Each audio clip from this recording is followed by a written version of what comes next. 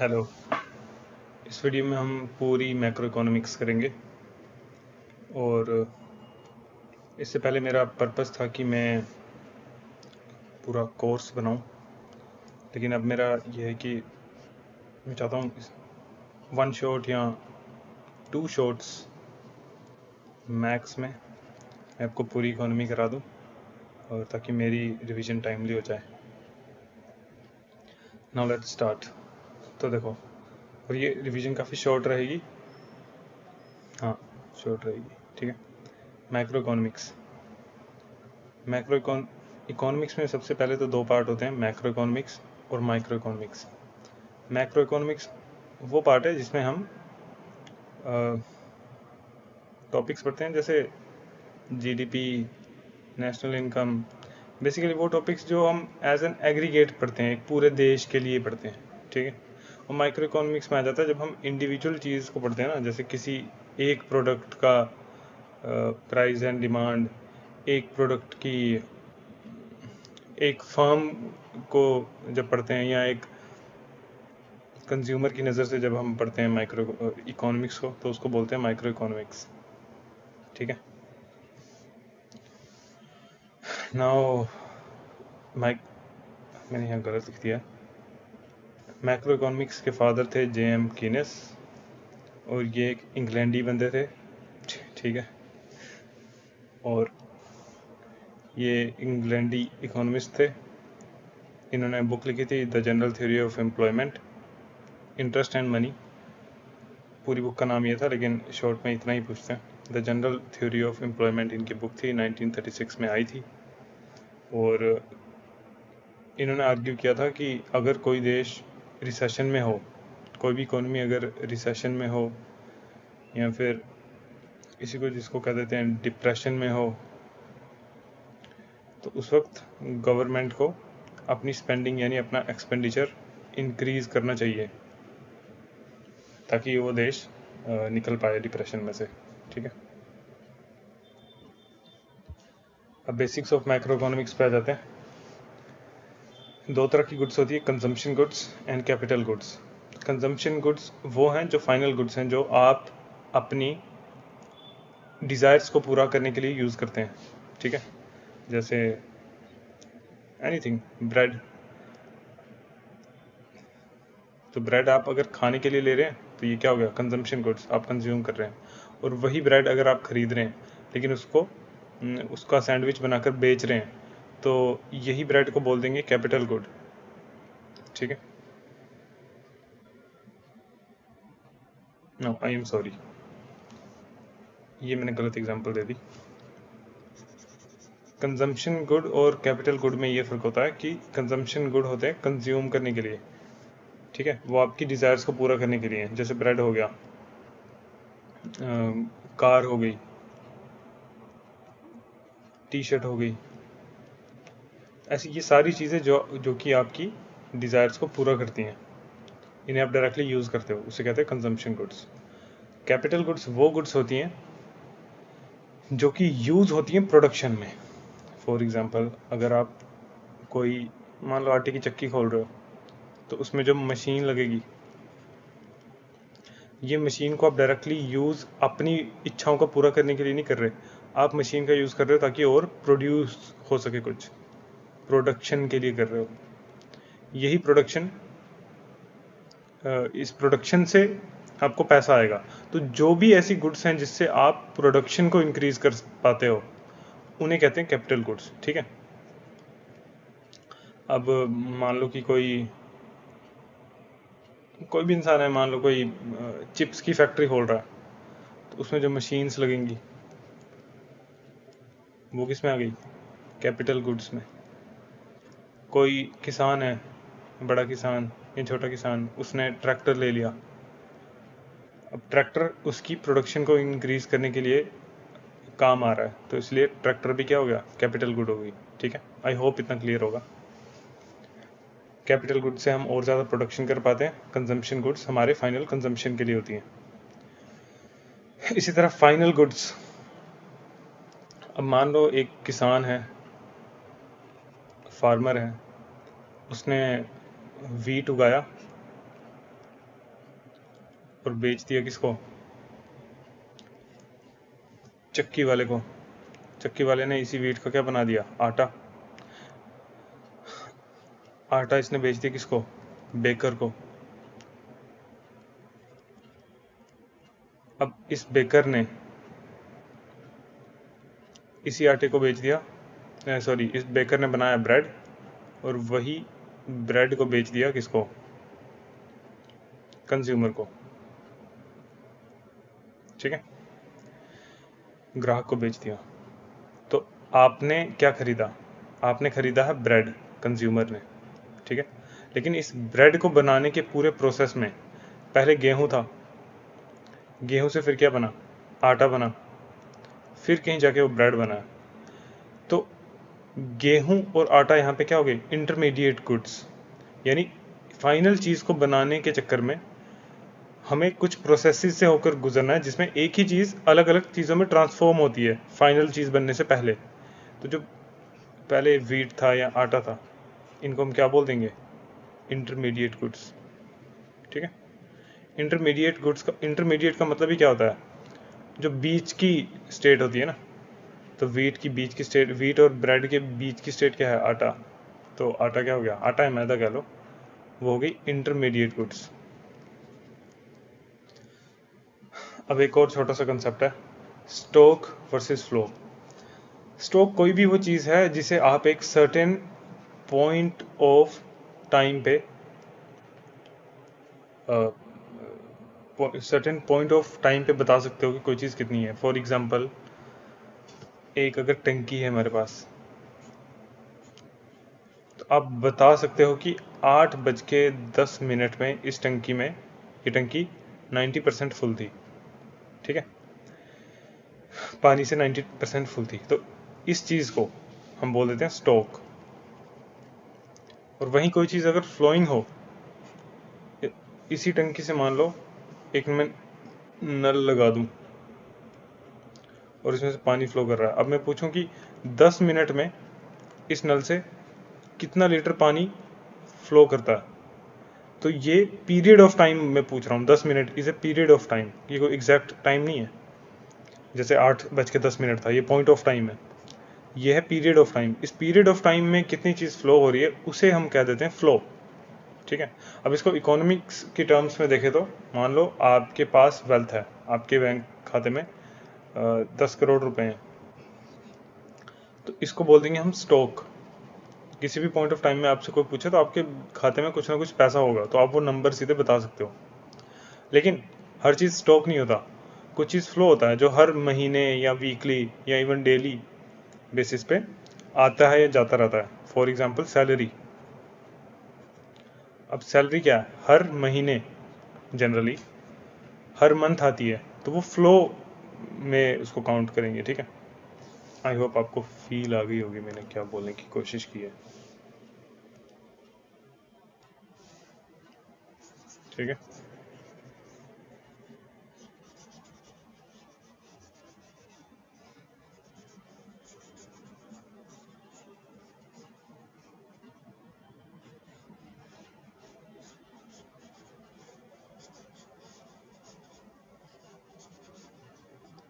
अब हम देखेंगे, मान लो कोई सिंपल इकोनॉमी है।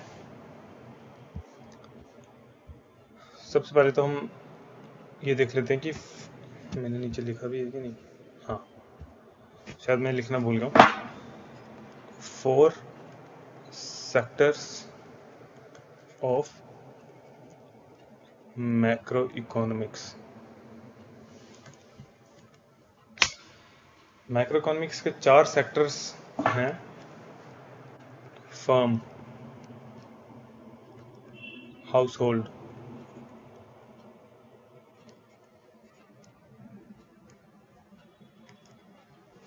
तीसरा है गवर्नमेंट और चौथा है एक्सटर्नल वर्ल्ड। देखो, मान लो कोई भी देश है, ये हमने एक देश मान लिया, इसके अंदर हाउस होल्ड्स होंगे। हाउस होल्ड का मतलब है जनरल पब्लिक। ठीक है, इकोनॉमिक्स में दूसरा होगा इन्हीं हाउस होल्ड्स में से कुछ लोग निकल कर आएंगे, वो क्या करेंगे, बिजनेस करेंगे, फैक्ट्रीज बनाएंगे, उन्हीं चीज़ों को बोल देते हैं फर्म्स, यानी जहाँ पे प्रोडक्शन हो रही है। तीसरा फैक्टर कौन सा आ जाता है यहाँ पे, गवर्नमेंट। और ये देश क्योंकि बाकी देशों के साथ भी ट्रेड करेगा, ठीक है, तो बाकी पूरी इस देश के अलावा जितनी भी दुनिया है उसको हम क्या कह देते हैं, एक्सटर्नल वर्ल्ड, ठीक है। तो आई होप ये 4 सेक्टर्स ऑफ मैक्रो इकोनॉमिक्स आपको समझ आया होगा। अब देखो, अब आ जाते हैं हम सर्कुलर फ्लो ऑफ इनकम पे। एक देश में एक्चुअली पैसा फ्लो कैसे करता है। हाउस होल्ड्स थे ना, अभी हम बिल्कुल सिंपल देख रहे हैं, अभी गवर्नमेंट को हम इग्नोर कर रहे हैं, यहाँ पे सिर्फ हाउस होल्ड्स और फर्म्स के बीच में हम सर्कुलर फ्लो ऑफ इनकम को देख रहे हैं। हाउस होल्ड्स में से कुछ लोग निकलते हैं जो कि फर्म्स बनाते हैं, यानी कि वो प्रोडक्शन करना चाहते हैं। हाउस होल्ड्स फर्म्स को क्या क्या दे सकता है, फैक्टर सर्विसेज दे सकता है। फैक्टर सर्विसेज मतलब 4 फैक्टर्स ऑफ प्रोडक्शन है, यही factors of production house holds provide करता है किसको, फर्म्स को, ठीक है। तो क्या क्या प्रोवाइड करता है, लैंड, लेबर, कैपिटल और एंटरप्रेन्योरशिप। ज़मीन देगा जिसपे कोई फैक्ट्री बनेगी, लेबर यानी उसमें काम करने वाले लोग कहाँ से आएंगे, इन्हीं हाउस होल्ड्स में से आएंगे। कैपिटल, जैसे हम स्टॉक मार्केट में पैसा लगाते हैं तो वो पैसा कहाँ जा रहा है, कंपनीज पे ही तो लगा रहे हैं हम, तो वही होती हैं फर्म्स, और हम हो गए हाउस होल्ड्स, ठीक है, कैपिटल। और चौथा एंटरप्रेन्योरशिप, ये जो बिजनेस ओनर्स होते हैं, ये बिजनेस करने की एबिलिटी सब में तो नहीं है, कुछ लोगों में है, तो उसी चीज़ को कहते हैं एंटरप्रेन्योरशिप। मेरे को वर्ड अभी तक प्रोनाउंस नहीं करने आया, लेकिन आप समझ गए मैं क्या कहना चाह रहा हूँ। तो देखो पहला एरो क्या दिखा रहा है कि हाउस होल्ड्स ने फर्म्स को क्या दिया, फैक्टर सर्विसेज दी, ठीक है। लेकिन हाउस होल्ड्स पागल तो है नहीं जो फ्री में ये सब देंगे इन्हें। फैक्टर सर्विसेज क्या होती हैं, कल को कोई पूछ ले, ये 4 फैक्टर्स ऑफ प्रोडक्शन, ये 4, ठीक है, ये 4। अब फैक्टर सर्विसेज दी तो फर्म्स को भी तो हाउस होल्ड्स को कुछ देना पड़ेगा। अगर मैं किसी कंपनी को लैंड दे रहा हूँ तो लैंड के बदले में क्या लूँगा, रेंट लूँगा, ठीक है। लेबर यानी मैं किसी फैक्ट्री में जाके काम कर रहा हूँ या किसी भी कंपनी में जाके काम कर रहा हूँ तो काम के बदले क्या लूँगा, वेजेस, फ्री में तो नहीं करूँगा। कैपिटल, जब हम किसी भी उसमें पैसा लगाते हैं तो क्यों लगाते हैं, ताकि हमें क्या मिल सके, इंटरेस्ट मिल सके उस पैसे पे। आप स्टॉक मार्केट या कहीं पर भी 100 रुपये लगाते हो तो एक्सपेक्ट करते हो ना कि साल के एंड में उसका 110 या उससे ज़्यादा बन जाए, तो ये जो 10 रुपये एक्स्ट्रा ये क्या है, इंटरेस्ट है, ठीक है। और एंटरप्रेन्योरशिप, अब अगर कोई 100 में से कोई एक बंदा निकल के बोलेगा कि मैं बिजनेस करना चाहता हूँ, तो वो क्यों करेगा, समाज सेवा के लिए नहीं, उसको क्या चाहिए, उसको चाहिए प्रॉफिट, ठीक है। ज़मीन के बदले रेंट आएगा, लेबर काम के बदले वेजेस तनख्वाह मिलेगी, कैपिटल के बदले इंटरेस्ट आएगा और एंटरप्रेन्योरशिप के बदले प्रॉफिट आएगा, ठीक है। तो अब हाउस होल्ड्स ने फैक्टर सर्विसेज दी थी फर्म्स को, फर्म्स ने उसके बदले फैक्टर पेमेंट्स कर दी किसको, हाउस होल्ड्स को ही वापस, ये दिखी ना, ये है पेमेंट्स। अब ये सब हुआ तो हुआ क्यों, इन्होंने सर्विसेज दी, इन्होंने पैसे दिए क्यों, ताकि ये क्या कर सके, फर्म्स कुछ प्रोड्यूस कर सकें। अब जब प्रोड्यूस इन्होंने कुछ भी करा, मान लो कुरकुरे इन्होंने प्रोड्यूस करे, तो वो बेचेंगी किसको, इन्हीं हाउस होल्ड्स को दोबारा बेच भी देंगी। अब फ्री में तो बेचेंगे नहीं, इनसे पैसा भी लेंगी, ठीक है। इसी अब इन्होंने गुड्स एंड सर्विसेज फर्म्स ने हाउस होल्ड्स को दी, हाउस होल्ड्स भी फ्री में नहीं खरीद सकते, तो इन्होंने उसी चीज़ को स्पेंडिंग बोल देते हैं, जो कि पैसा फिर से कहाँ चले गया, फर्म्स के पास, ठीक है। यही है सर्कुलर फ्लो ऑफ इनकम, इसमें और कुछ भी नहीं है। इसमें याद रखने लायक बात यह है कि 4 फैक्टर्स ऑफ प्रोडक्शन ये होते हैं और फैक्टर पेमेंट्स ये होती हैं, रेंट, वेजेस, इंटरेस्ट और प्रॉफिट। अब आते हैं हम नेशनल इनकम पे। कोई भी देश कितना पैसा कमाता है, इसको कैलकुलेट करने के 3 मेथड्स होते हैं हमारे पास, ठीक है।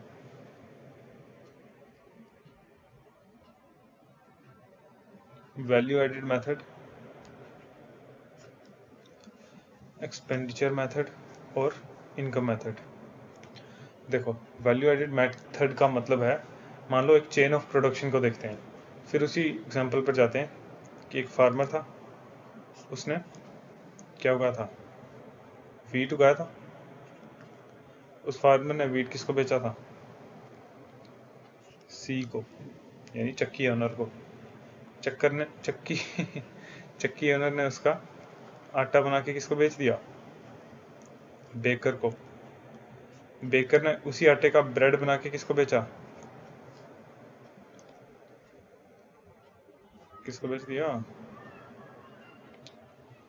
पेस्ट्री शॉप को। और पेस्ट्री शॉप ने उस पर क्रीम लगा के ब्रेड पे किसको बेच दी, कंज्यूमर को।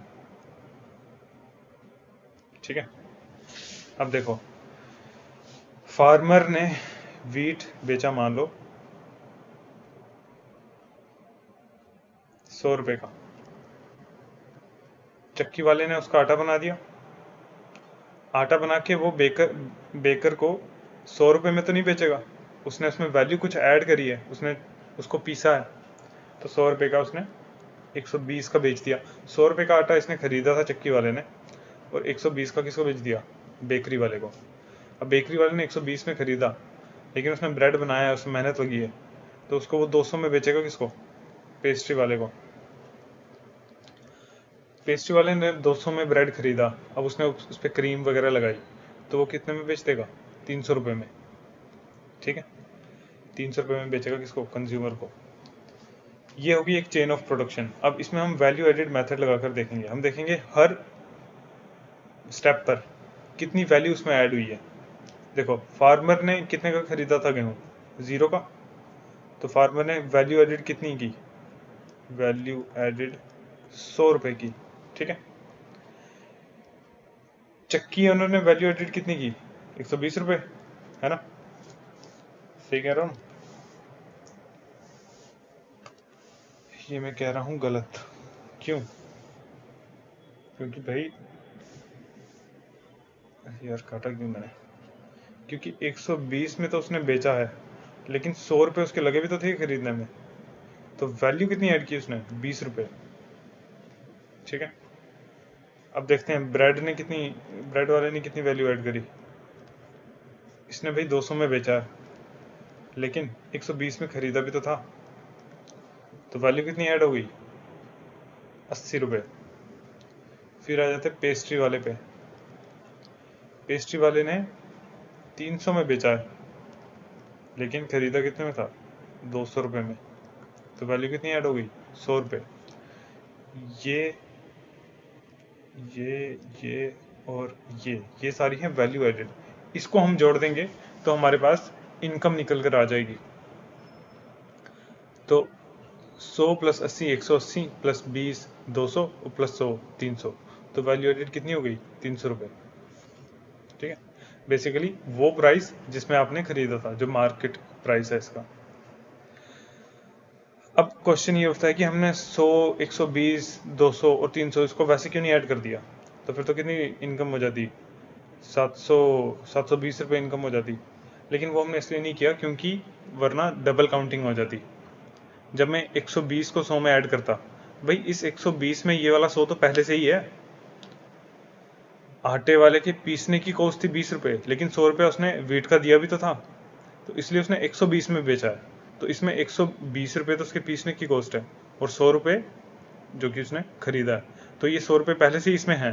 तो अगर हम 2 बार इसको, इन दोनों को प्लस कर दें, तो 100 तो 2 बार काउंट हो गया ना, तो ये क्या देता, हमें फॉल्स फिगर देता, इसलिए हम इसे ऐसे करते हैं। और 300 रुपये आ गई वैल्यू एडेड। ठीक है, छोटा मोटा न्यूमेरिकल भी पूछ सकते हैं एसएससी में इससे,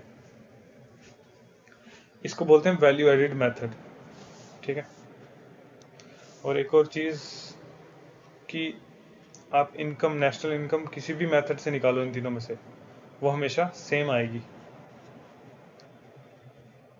ठीक है,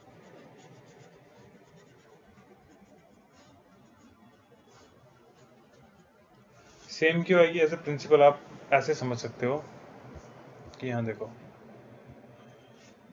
हाउस होल्ड्स ने कुछ सर्विसेज दी। अब अगर मुझे सिर्फ एक्सपेंडिचर के उससे देखना हो, ठीक है, तो हाउस होल्ड ने जो एक्सपेंडिचर किया, पहले तो उसने स्पेंड किया, ठीक है, ये वाला स्पेंड किया, मान लो 100 रुपये स्पेंड किए, ठीक है, फिर फैक्टर सर्विसेज दी, कितने की, 100 रुपये की ही दी मान लो। तो एक्सपेंडिचर की जब हमने नज़र से देखा, अच्छा हाँ, इनका एक्सपेंडिचर कितना हो गया फर्म्स का, इन्होंने मान लो 100 रुपये इनको फैक्टर पेमेंट्स दे दी और 100 रुपये गुड्स एंड सर्विसेज, 100 रुपये की गुड्स एंड सर्विसेज दे दी। तो अभी हमने दोनों चीज़ों को क्या देख लिया, एक्सपेंडिचर देख लिया, खर्चा, तो 100 400 रुपये हो गए। अब हम इनकम मेथड से देख लेते हैं, जो इसने एक्सपेंडिचर किया है वही तो फर्म की इनकम भी है, तो जो जो हमने पहले 100 गिने हैं यही तो इनकी इनकम भी तो होगी। तो मतलब अब मैं फर्म की नज़र से देखूं तो ये जो 100 रुपये आए हैं ये क्या है, इनकम है, और ये जो 100 रुपये गए हैं ये क्या है, ये हाउस होल्ड की इनकम है, ठीक है। तो प्रिंसिपल ये है बेसिकली, इससे ज़्यादा डेप्थ में जाने की ज़रूरत नहीं है। अब देख लेते हैं एक्सपेंडिचर मेथड। इसमें क्या करते हैं, हम एक्सपेंडिचर्स को गिनते हैं, ठीक है। तो इसका एक फॉर्मूला है जो कि याद करना ज़रूरी है, इससे जीडीपी निकलती है C प्लस आई प्लस जी प्लस एक्स माइनस एम। देखो C होता है कंजम्पशन, एक्सपेंडिचर जब जो जनता खर्चा करती है उसी को तो कहते हैं कंजम्पशन, ठीक है। तो आपने कितने की कंजम्पशन की, जनता की जो कंजम्पशन है यानी जो खर्चा है वो C है। आई क्या है, इन्वेस्टमेंट, जो फर्म्स होती हैं वो भी तो कुछ पैसा लगाती हैं ऑपरेट करने के लिए, ठीक है। इन्वेस्टमेंट तो करनी पड़ेगी ना पहले, तभी तो प्रोडक्शन होगी। मैं मशीन लगाऊंगा, फैक्ट्री बनाऊंगा, रॉ मटेरियल खरीदूंगा, तो इस सब का जो खर्चा है उसी को बोल देते हैं इन्वेस्टमेंट। जी फॉर गवर्नमेंट, ये आ जाता है government expenditure. X minus M है, एक्स है एक्सपोर्ट्स, एम है इंपोर्ट्स। किसी देश ने 100 रुपये का सामान बेचा और 80 रुपये का इंपोर्ट किया, तो 100 रुपये का सामान बेचा मतलब 100 रुपये घर पे आए, 80 का सामान खरीदा तो मतलब 80 रुपये बाहर गए, तो टोटल उसके पास पैसे बचे कितने, 100 आए थे 80 गए, तो 100 माइनस 80 इज इक्वल टू 20 रुपये। तो यही है एक्स माइनस एम। आपने एक्सपोर्ट कितना किया, मान लो 100 रुपये का एक्सपोर्ट किया था हमने यहाँ पे, इंपोर्ट किया था 80 रुपये का, तो एक्स माइनस एम कितना बच गया, कुल मिला के हमारे पास पैसा बचा कितना, 20 रुपये, ठीक है। तो एक्स माइनस एम है। इस सभी खर्चे को जब हम जोड़ देते हैं तो वही निकल के आ जाती है क्या, जीडीपी। सेम वैल्यू पे हम इनकम मेथड से भी पहुंच सकते हैं। इनकम मेथड में आ जाता है COE यानी कंपनसेशन ऑफ एम्प्लॉइज। ऊपर देखा था ना, जो लोग जो एम्प्लॉइज हैं किन्हीं भी फर्म्स में, वो भी तो पैसा लेंगे, फ्री में तो काम करेंगे नहीं, तो ये होगी compensation of employees. OS operating surplus, यानी कि जो फर्म्स हैं उनको ऑपरेट करने के लिए भी तो चाहिए कुछ, वही मान लो AC लगे हैं, पंखे लगे हैं, बिजली का बिल आ रहा है, वियर एंड टियर हो रहा है जो ऑफिस में, कुर्सियाँ, कंप्यूटर्स, तो ये सब ऑपरेटिंग सरप्लस में आ जाता है, क्योंकि ये सब चाहिए उन्हें ताकि वो ऑपरेट कर पाएँ फर्म्स, ठीक है। तो इसको भी ऐड कर देते हैं। और तीसरा आ गया मिक्स्ड इनकम। मिक्स्ड इनकम और कुछ नहीं है, मिक्स्ड इनकम है जैसे कुछ लोग सेल्फ एम्प्लॉयड होते हैं ना, मान लो डॉक्टर्स, कोई डॉक्टर अपने क्लिनिक खोल के बैठा है, तो इसके उसमें प्रोडक्शन में हम इसका रेंट, क्या बोलते हैं, वेजेस,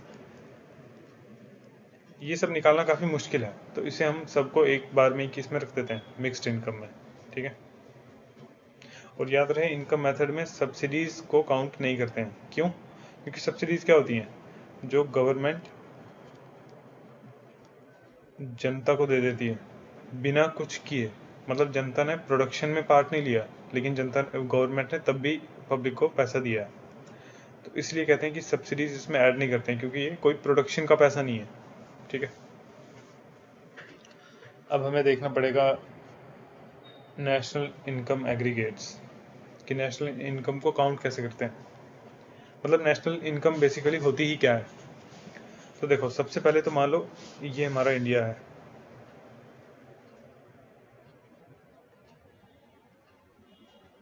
ये रन देता हूँ। मान लो ये हमारा इंडिया है हाइपोथेटिकली, और इस देश के अंदर रहने वाले जितने भी लोग हैं, वो जितना भी पैसा कमाते हैं, जितनी भी प्रोडक्शन करते हैं, उस सबको हम बोल देते हैं जीडीपी।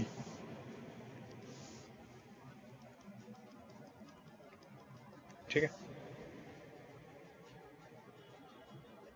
ये हमारा देश है, और इसमें जितने भी लोगों ने जितने भी पैसे कमाए, मान लो 100 रुपये कमाए, तो ये क्या हो गई 100 रुपये, ये बस वो इस बाउंड्री के अंदर रहने चाहिए वो लोग, तो 100 रुपये क्या हो गई, जीडीपी। लेकिन प्रॉब्लम ये है कि ये जो ब्लैक वाले डॉट्स है ना, ये हैं थोड़े से फॉरेनर लोग, ये आए हैं इन देशों से, बाहर से। अब मान लो 100 रुपये में से इन्होंने 20 रुपये कमाए हैं, अभी 20 रुपये तो बाहर ले जाएंगे ना अपने देशों में, तो हमारी जीडीपी कितनी बच गई, 80 रुपये, है ना।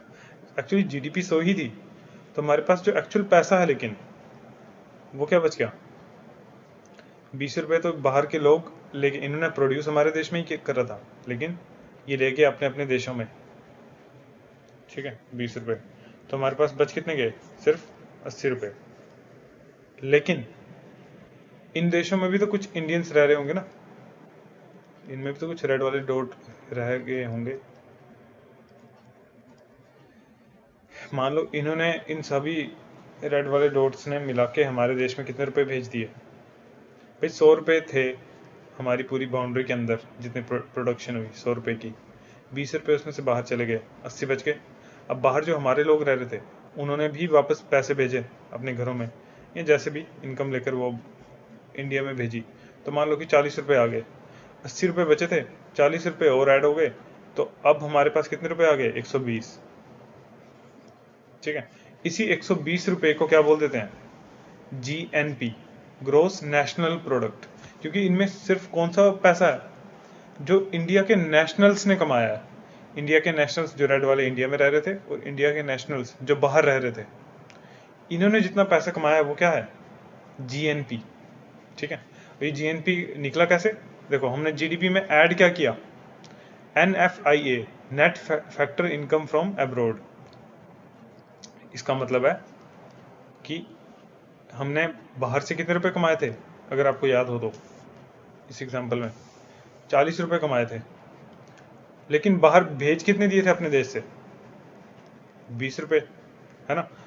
तो एब्रोड का जितना भी कंसेप्ट है, एब्रोड से जितने पैसे आए, एब्रोड को जितने पैसे गए, इसका नेट निकालेंगे तो कितने रुपए बचे, 20 रुपए। भाई 40 रुपए आए हैं, 20 रुपए गए हैं, तो 20 बच गए। इसी को बोलते हैं net factor income from abroad. अब मान लो उल्टा होता कि 20 रुपए चले गए, आए होते हमें देश में, और 40 रुपए बाहर भेज दिए होते, तो 20 माइनस 40 कितना हो गया, -20। तो यानी कि हमारी जीडीपी में से कुछ माइनस करना पड़ता, फिर कहीं जाके हमारा जीएनपी आता। लेकिन अभी की सिंपल एग्जांपल के लिए आप यही समझ लो, एक मिनट,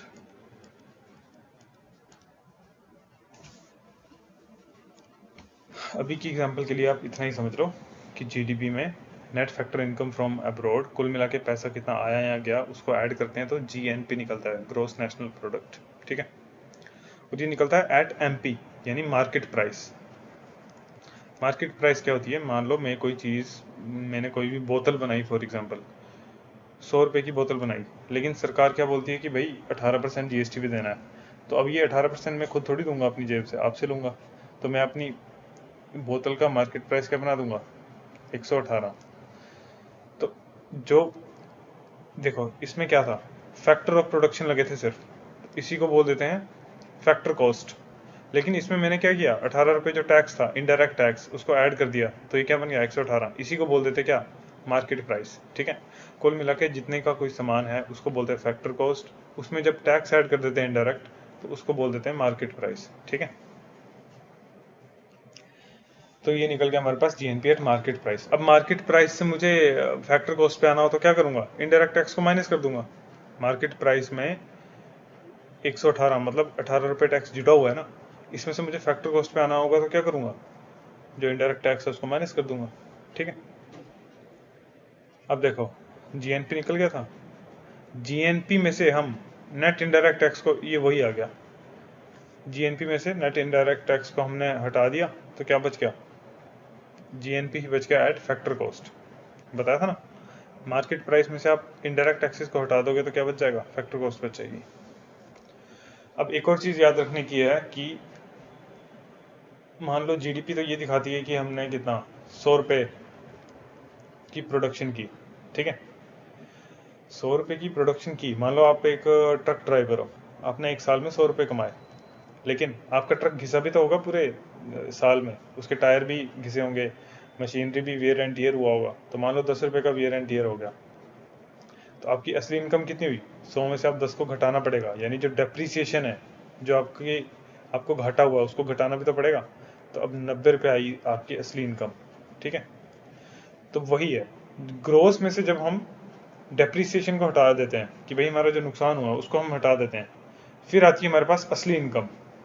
नेशनल प्रोडक्ट क्या था, बीच वाला नेट नेशनल प्रोडक्ट बोलते हैं इसको, नेशनल था, हमने यहाँ देखा ना, जो हमने टोटल हमारे देश के नेशनल्स ने पैसे कमाया था, देशवासियों ने पैसे कमाया था। नेट आ गया जब हमने टोटल वैल्यू में से अपनी डेप्रीसिएशन, जो हमारा घाटा हुआ उसको घटा दिया, तो हमारे पास आ गया net national product at factor cost. अब यही है असली इनकम देश की, इसलिए इसको बोलते हैं नेशनल इनकम। अगर क्वेश्चन आए कि नेशनल इनकम क्या होती है तो वो होती है एनएनपी एट फैक्टर कॉस्ट। अब नेशनल इनकम में से भी अगर हम undistributed profit, corporate tax,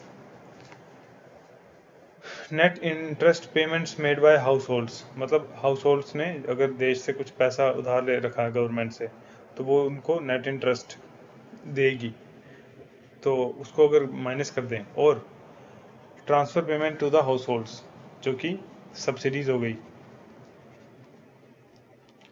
scholarships हो गई, जो किसी प्रोडक्शन के बदले नहीं मिला, इसको ऐड कर देंगे तो हमारे पास क्या निकल के आ जाएगा, पर्सनल इनकम निकल के आ जाएगी। ठीक है, यानी ये वो पैसा है जो पर्सनल लोगों के पास है। ठीक है, क्योंकि देखो नेशनल इनकम में तो कॉर्पोरेट जो गवर्नमेंट का टैक्स है वो भी था, क्या नाम, सॉरी खैर इसमें तो फैक्टर कॉस्ट पे था तो इसमें नहीं था, लेकिन इसमें वो था कॉर्पोरेट टैक्स भी था, क्योंकि जो कंपनीज हैं उनको भी अलग से पैसा देना पड़ता है। ठीक है, तो ये सब हम जब हटा देते हैं, यूपी हो गया अनडिस्ट्रीब्यूटेड प्रॉफिट, मतलब जितना भी प्रॉफिट बनता है कभी भी कुछ उसका शेयर होता है जो अनडिस्ट्रीब्यूटेड रहता है, उसको बांटा नहीं जाता है, तो उसी को घटा देंगे हम इसमें से, तो हमारे पास बन जाएगा पर्सनल इनकम। पर्सनल इनकम ये वो है जो जनता के पास बची है पैसे, लेकिन पर्सनल इनकम भी आप सारी खर्च तो नहीं सकते हो, आपको उसमें से पर्सनल टैक्स हटाना पड़ेगा। टैक्स हो गया, इनकम टैक्स नहीं हो गया जैसे, तो पर्सनल टैक्स आपने हटा दिया। उसके बाद नॉन टैक्स पेमेंट्स, चालान वगैरह, फीस, ये सब पेमेंट्स जो हैं इनको हटा दो, तो फिर आपके पास जो बचती है वो बचती है पर्सनल डिस्पोजेबल इनकम, यानी ये वो इनकम है जिसको आप खर्च सकते हो अपनी विश पे, अपनी विल। ठीक है, अब आ जाते हैं गुड्स एंड प्राइसेस पे। देखो मान लो आज है ना 2026 है, और एक साल बाद 2027 हो जाएगी। ये कैसा 2027 हो गई, हो जाएगी 2027। इस 2027 में एक क्या बना, एक चेयर बनी, नहीं 10 चेयर्स बनी। ठीक है, और एक चेयर की कॉस्ट थी 5 रुपये, तो जीडीपी कितनी आ गई भाई, जितनी को एक मान लो अभी की इकोनॉमी में सिर्फ चेयर ही बनती है, तो नंबर ऑफ चेयर्स 10 बनी, एक चेयर की कॉस्ट थी 5 रुपये, तो जीडीपी आ गई 10 × 5 50 रुपये, है ना। अब 2027 में नंबर ऑफ चेयर्स कितनी बनी, मान लो 12 बन गई, लेकिन जो कॉस्ट थी ना एक चेयर की वो 5 से हो गई 6, तो जीडीपी कितनी आ गई 12 6 जा 72। अब देखो जीडीपी कितनी बढ़ गई, 50 से हो गई 72, है ना भाई। 22 रुपये जीडीपी बढ़ गई, पर क्या सच में इतनी जीडीपी बढ़ी है? The answer is no. क्यों? जीडीपी का मतलब प्रोडक्शन कितनी बढ़ी, प्रोडक्शन तो 10 से 12 हुई है, लेकिन दाम भी तो बढ़ा है, इन्फ्लेशन भी तो हुई है। तो जो दाम बढ़ गया ये प्रोडक्शन में थोड़ी काउंट होगा। अब भाई जो चीज़ 10 साल पहले 100 रुपये की थी, आज अगर वो 1000 की हो जाए, तो मैं ये थोड़ी कहूँगा कि 10 गुना उसकी प्रोडक्शन बढ़ गई है, सिर्फ उसकी कीमत बढ़ी है। तो देखो अब जीडीपी तो लेकिन ये भी है, इसे कह देते हैं क्या, नॉमिनल जीडीपी। आज के नंबर्स के हिसाब से जो जीडीपी है उसको बोलते हैं नॉमिनल जीडीपी। लेकिन ये क्योंकि ट्रू फिगर नहीं देती है हमें, अब हमें क्या करना पड़ेगा। ये बात तो सच है कि 10 से 12 हो गई प्रोडक्शन में तो 2 का इजाफा हुआ है, लेकिन कॉस्ट में भी हुआ है, तो उस कॉस्ट वाली चीज़ को हमें नेग्लेक्ट करना पड़ेगा। तो कॉस्ट हमें एक बेस ईयर की लेनी पड़ेगी। भाई मैं मान के चल रहा हूँ कि अगले 10 साल तक मैं सिर्फ 2026 के कॉस्ट के हिसाब से ही वो निकालूंगा, जीडीपी कैलकुलेट करूंगा। तो अब नंबर ऑफ चेयर्स कितनी बनी थी 12, लेकिन कॉस्ट में लूंगा पिछले साल की जो मैंने बेस ईयर सेट करा होगा। तो 12 × 5 कितना हो गया 60। तो 60 आ गई क्या, रियल जीडीपी। अब हो ना सही कंपैरिजन कि भाई पिछले साल मैंने 50 रुपए की वैल्यू जनरेट की थी, इस साल मैंने असल में 60 रुपए की है। दिखाने को 72 दिखा रहा है, लेकिन 72 में क्या है, चीज़ महंगी हो गई इस वजह से 72 दिखा रहा है। असल में अगर मुझे उसी साल के हिसाब से नापना हो तो मैंने 10 रुपये का इजाफा किया है जीडीपी में, ठीक है। तो नॉमिनल जीडीपी क्या होती है, सिर्फ आज के नंबर्स लेने हो, कॉस्ट भी आज की लेनी हो और प्रोडक्शन भी आज की लेनी हो। रियल जीडीपी क्या होती है, प्रोडक्शन तो आज की है, ठीक है भाई तुमने 10 से 12 चेयर बढ़ाई हैं, लेकिन कॉस्ट हम पिछले साल की ही लेंगे ताकि रियल फिगर्स निकल के आए, ठीक है। तो ये आ गया real GDP versus nominal GDP में फ़र्क। अब देखते हैं जीडीपी डिफ्लेटर। आपने देखा ना 60 थी असली जीडीपी, लेकिन वो फूल के कितनी हो गई, इन्फ्लेट होकर कितनी हो गई 72। तो भाई अगर इन्फ्लेट हो गई है तो हमें क्या करना पड़ेगा, डिफ्लेट करना पड़ेगा, मतलब उसके बैलून जो है ना उसमें सुई चुपानी पड़ेगी ताकि वो डिफ्लेट हो जाए और रियल वैल्यू पे आ जाए। तो इसके लिए हम क्या करते हैं, ऊपर लिख देंगे नॉमिनल जीडीपी, नीचे लिख देंगे रियल जीडीपी, मल्टीप्लाई कर देंगे 100 से। इस चीज़ को बोल देंगे क्या, जीडीपी डिफ्लेटर। जीडीपी डिफ्लेटर का काम क्या है, सिर्फ इतना काम है ये बताना कि कोई चीज़ कितनी महंगी हो गई है। रियल जीडीपी कितनी थी 60 है,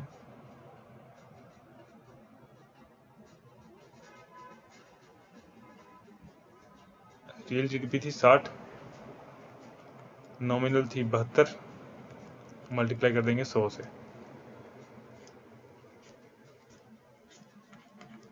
तो आ गया 120। इसका मतलब क्या हुआ, 120 का मतलब हुआ कि जो चीज़ पिछले साल 100 रुपये की थी, बेस ईयर में जो चीज़ 100 रुपये की थी, वो आज बढ़ के कितनी हो गई है 120 रुपये की हो गई है। तो इतने दाम हमारे पास बढ़ गया है उस चीज़ का, ठीक है ना, 20% दाम बढ़ गया है। तो देख लो 5 से 6 कितना होता है, 20% ही तो होता है।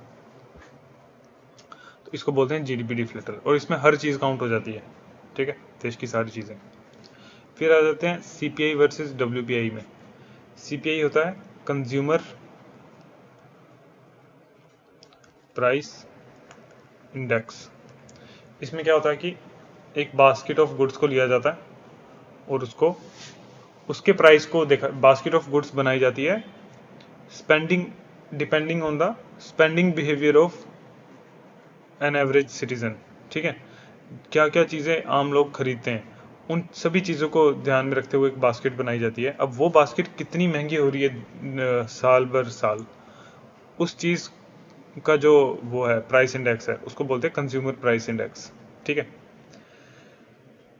कंज्यूमर प्राइस इंडेक्स को पब्लिश करता कौन है? NSO, national statistical office, ministry of statistics and programming implementation. ठीक है, प्रोग्राम इम्प्लीमेंटेशन। तो मोस्टली का एनएसओ ऑफिस इसको पब्लिश करता है। और इसी सीपीआई को कौन यूज़ करता है? इन्फ्लेशन को कंट्रोल करने के लिए आरबीआई। सेम डब्ल्यूपीआई भी ऐसा ही है, लेकिन डब्ल्यूपीआई क्या करता है? कंज्यूमर के पर्सपेक्टिव से नहीं, ये वो करता है ट्रेड के पर्सपेक्टिव से करता है। यानी जब आप बल्क में चीज़ें खरीदते हैं, बल्क में चीज़ें जब खरीदते हैं, उन चीज़ों का होलसेल प्राइस इंडेक्स बोलते हैं इसको।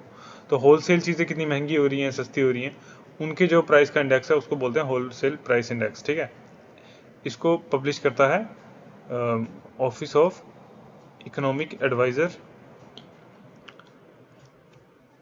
मिनिस्ट्री ऑफ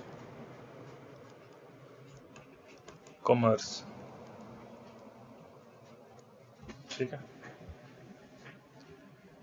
अब आ जाते हैं टैक्सेस पे। देखो टैक्सेस ना डायरेक्ट और इनडायरेक्ट होते हैं। इनडायरेक्ट टैक्स को रिग्रेसिव कहा जाता है, क्योंकि इनडायरेक्ट टैक्स कैसे होते हैं? जैसे जीएसटी हो गया, स्टैम्प ड्यूटी हो गया, कस्टम्स हो गया, रिगार्डलेस ऑफ आप कितना पैसा कमाते हो, ये सब पे सेम वैल्यू अप्लाई होती है। अगर आप 10 रुपये का कुरकुरा खरीद रहे हैं और उसमें 2 रुपये का टैक्स है, तो मुझे भी, पुअर पर्सन को भी 2 रुपये ही देने पड़ेंगे उस पर। और जितना भी कोई रिच आदमी हो, सबसे रिचेस्ट भी हो, उसको भी 2 ही रुपये देने उस इस पे। ठीक है, इसलिए इसे कहते हैं रिग्रेसिव। बड़ा पिछड़ी सोच का टैक्स है ये। ठीक है, फिर आता है डायरेक्ट टैक्स। ये होता है क्या? प्रोग्रेसिव। इसकी एग्जांपल्स ये सब हैं। इसका मतलब है कि तुम जितना ज़्यादा पैसा कमा रहे हो, उतना ज़्यादा तुम टैक्स भरोगे।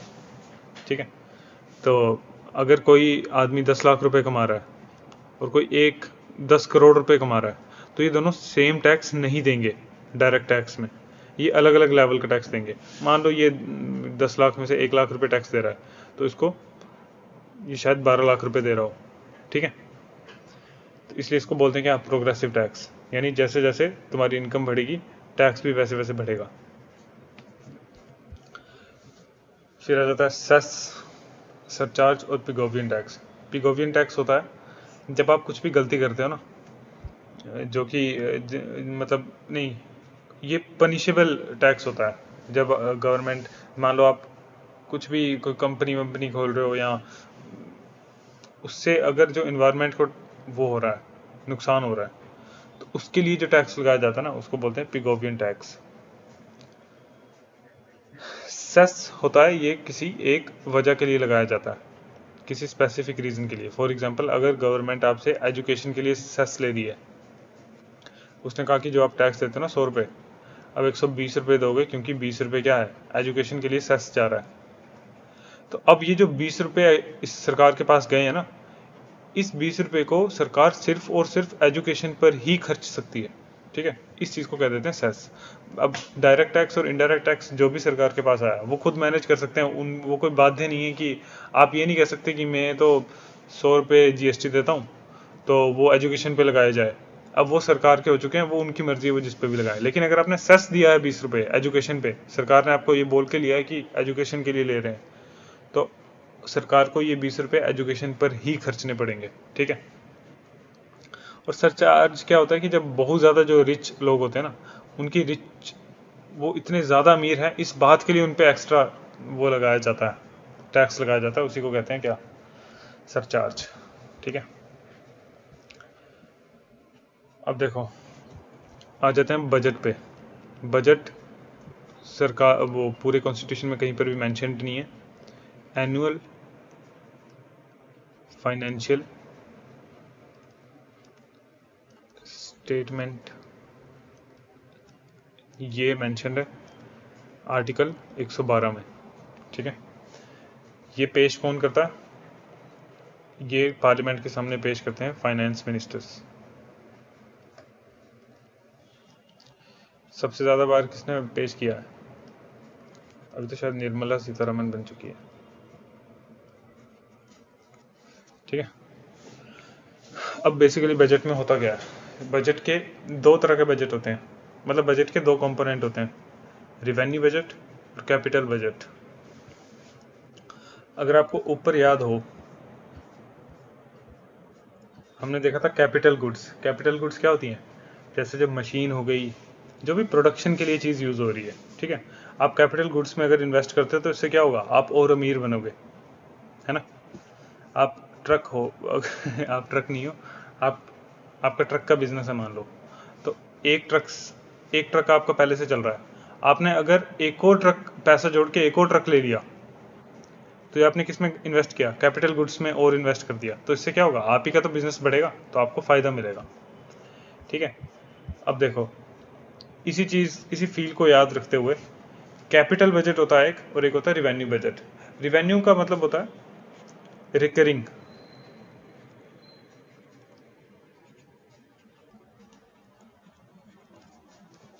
अच्छा इसको बाद में आते हैं, पहले कैपिटल को देख लेते हैं। अभी देखा ना, कैपिटल से क्या होता है, आप प्रोडक्शन बढ़ा पाते हो। तो देखो, कैपिटल वो है जो देश की ना संपत्ति है, फॉर एग्जांपल नहीं, जैसे देश की जैसे देखो, कैपिटल एक्सपेंडिचर, जब आप एक्सपेंडिचर यानी खर्चा, जब आप ऐसा खर्चा कर रहे हो जिससे आपकी कैपिटल इंप्रूव होती है। भाई सरकार क्या क्या खर्चा कर सकती है जिससे देश का वो कैपिटल इंप्रूव हो, इंफ्रास्ट्रक्चर बिल्ड करती है, ठीक है। रोड जब बना रही है तो रोड से क्या होगा, कनेक्टिविटी फास्ट होगी, ज़्यादा होगी, तो इससे क्या होगा, इकोनॉमी दौड़ने लग जाएगी।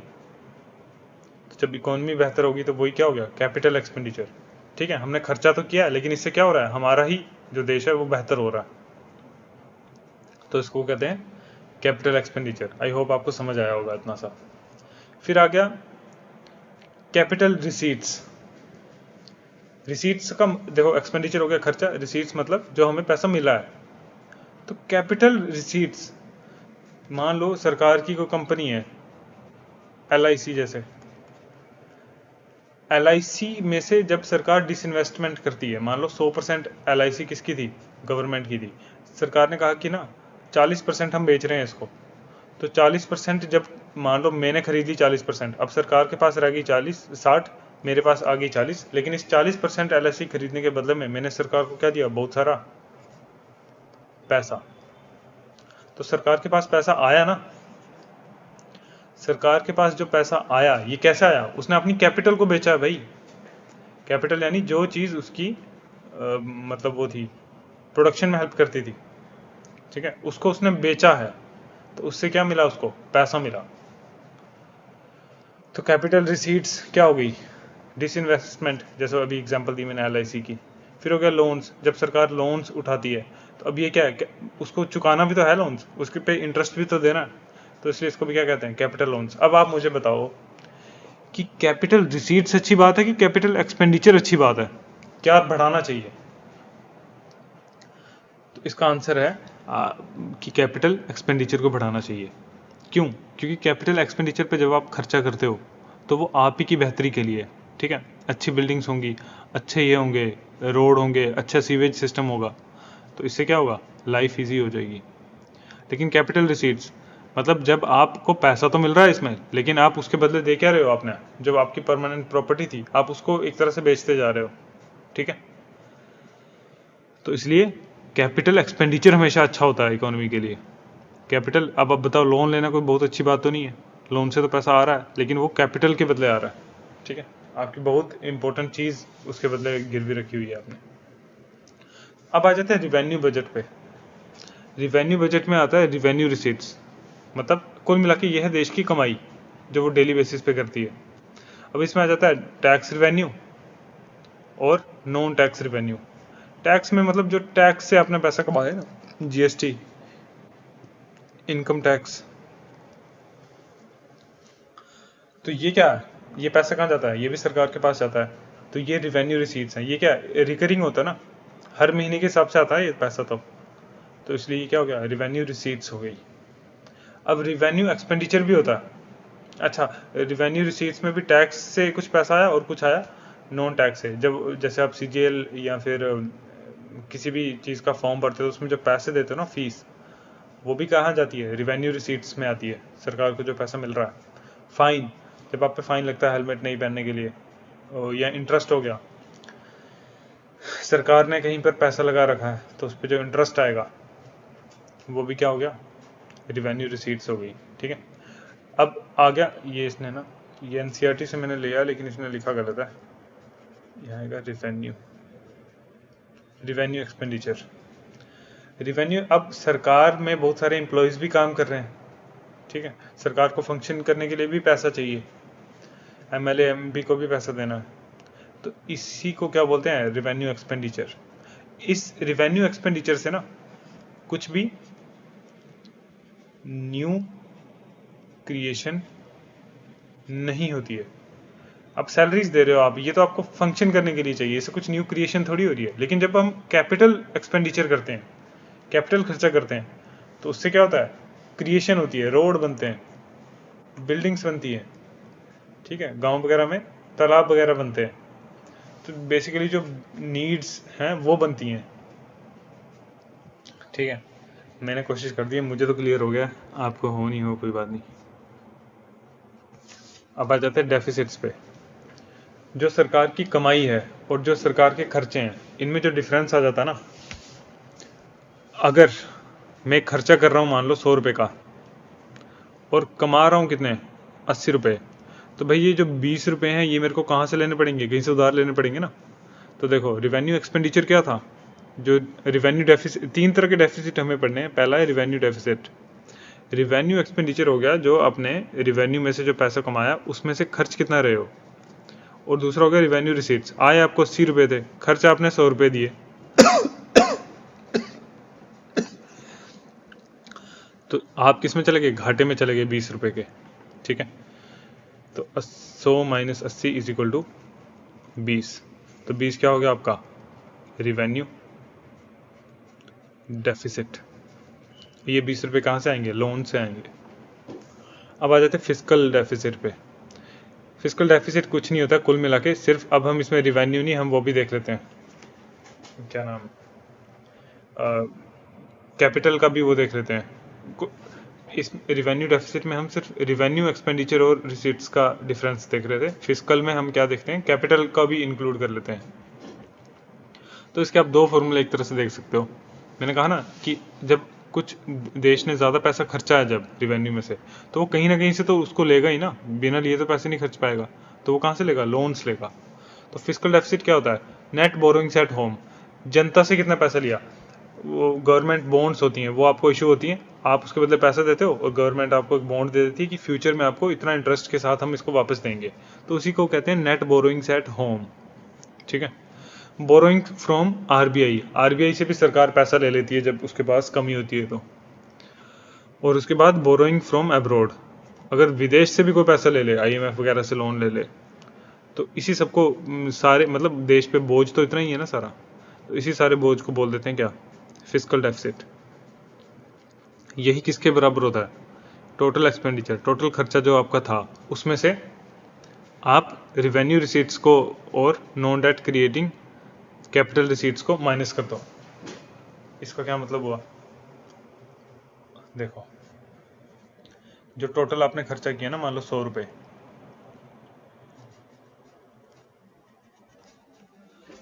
इसमें से हमने घटा क्या दिया? रिवेन्यू रिसीट्स, कि भाई आपके पास रिवेन्यू रिसीट्स पैसा आया कितना था? 80 रुपये आए थे ना ऊपर वाली एग्जांपल में। अच्छा, टोटल एक्सपेंडिचर फिर हम मान लेते हैं 200, और इसी एग्जांपल को लेके हुए चलते हैं। रिवेन्यू से 100 रुपये आए थे और 100 रुपये कैपिटल से आए होंगे, और 80 रुपये का क्या था? रिवेन्यू रिसीट्स थी। तो पहली चीज़ क्या हमने माइनस कर दी? Revenue receipts. भाई इतने का हमने खर्चा कर दिया, इतने हमारे पास आए थे, और non debt creating capital receipts, मतलब हमने ऐसी कैपिटल रिसीट्स को इसमें वो करना है, टोटल एक्सपेंडिचर में से घटाना है जिससे कोई डेट नहीं क्रिएट हो रहा है। फॉर एग्जांपल, अगर गवर्नमेंट 100 रुपये का लोन ले ले तो ये तो डेट हो गया ना, क्योंकि उसको 1 साल के बाद 120 रुपये चुकाने पड़ेंगे फॉर एग्जांपल, ठीक है। लेकिन वहीं जब उसने गवर्नमेंट ने LIC बेची थी तो उसने एक बार पैसा उसको मिल गया तो मिल गया, उससे कोई डेट नहीं है, उसको कोई इंटरेस्ट नहीं देना है उसके ऊपर, ठीक है। तो इसलिए हम सिर्फ नॉन डेट क्रिएटिंग रिसीट्स को ही उसमें से माइनस करते हैं। इसकी कोई भी रैंडम वैल्यू ले लो आप, तो 50 रुपये वैल्यू ले लो। देखो नॉन डेट क्रिएटिंग रिसीट्स क्यों, क्योंकि अगर डेट क्रिएटिंग रिसीट्स होती तो अभी तो उसकी वैल्यू है क्या 100, लेकिन असल में आपको सिर्फ 100 रुपये देना है क्या, 120 देना है। तो इसलिए हम सिर्फ नॉन डेट, यार ये थोड़ा मुश्किल है समझाना, मुझे तो क्लियर है पर आई एम बैड एट समझाना। फिर तीसरा आ जाता है प्राइमरी डेफिसिट। इसमें क्या होता है, जो फिस्कल डेफिसिट था ना उसमें से हम घटा देते हैं नेट इंटरेस्ट लायबिलिटीज़। कुल मिला के जो देश को, मैंने कहा ना यहाँ पे, जैसे देश को पैसा देना था, गवर्नमेंट को जो पैसा इंटरेस्ट में देना था, फिस्कल डेफिसिट में से वो इंटरेस्ट का पैसा घटा देंगे तो उसी को बोलते हैं प्राइमरी डेफिसिट, ठीक है। क्योंकि देखो जब सरकार इंटरेस्ट चुका रही है तो उस पर बोझ कम होता जा रहा है ना, तो उसको डेफिसिट में काउंट नहीं करेंगे, मतलब प्राइमरी डेफिसिट में। तो प्राइमरी डेफिसिट कुल मिला के उतना हो गया कि आपके पास अभी कितना बोझ है देश पे। देखो आज का मैं ना यहीं पे एंड कर रहा हूँ क्योंकि मैं हो रहा हूँ लेट। आज है मेरा बर्थडे और आज मुझे जाना है अपने रूममेट के साथ बाहर, पर मैंने सोचा फिर भी थोड़ा तो बनानी चाहिए आज वीडियो, तो कोई बात नहीं, इसको हम कल कंटिन्यू करेंगे, ठीक है। अभी के लिए इतना ही, थैंक यू।